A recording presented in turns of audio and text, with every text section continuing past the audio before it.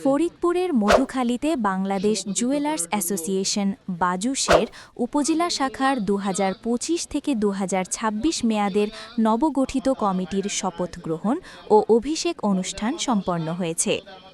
২৪ December সকাল ১০টায় মধুখালী নিরিবিলি পিকনিক কর্নার স্পটে অত্যন্ত আনন্দঘন পরিবেশে এই অনুষ্ঠানের আয়োজন করা হয়।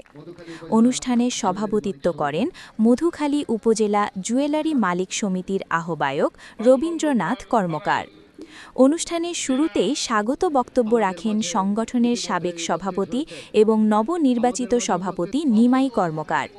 অনুষ্ঠানে প্রধান অতিথি হিসেবে উপস্থিত থেকে দিক নির্দেশনামূলক বক্তব্য রাখেন বাজুস ফরিদপুর জেলা শাখার সভাপতি নন্দকুমার বড়াল।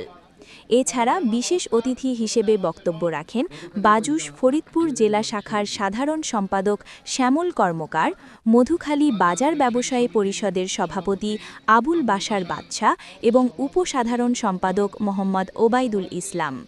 অনুষ্ঠানে বাজুস ফরিদপুর জেলা ও মধুখালী উপজেলা শাখার বিভিন্ন পর্যায়ের নেতৃবৃন্দ উপস্থিত ছিলেন।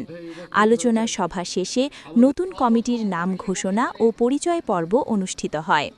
এতে নিমাই কর্মকারকে সভাপতি, অরুণ কর্মকারকে সাধারণ সম্পাদক এবং অনুপ দাসকে কোষাধ্যক্ষ হিসেবে ঘোষণা করা হয়। পরে নতুন কমিটির উপদেষ্টা মণ্ডলী সহ সকল সম্পাদক ও সদস্যদের আনুষ্ঠানিকভাবে বরণ করে নেওয়া হয়। বিশিষ্ট ব্যবসায়ী শাহ মনিরুজ্জামানের সঞ্চালনায় এবং সভাপতির সমাপনী বক্তব্যের মধ্য দিয়ে অনুষ্ঠানের সমাপ্তি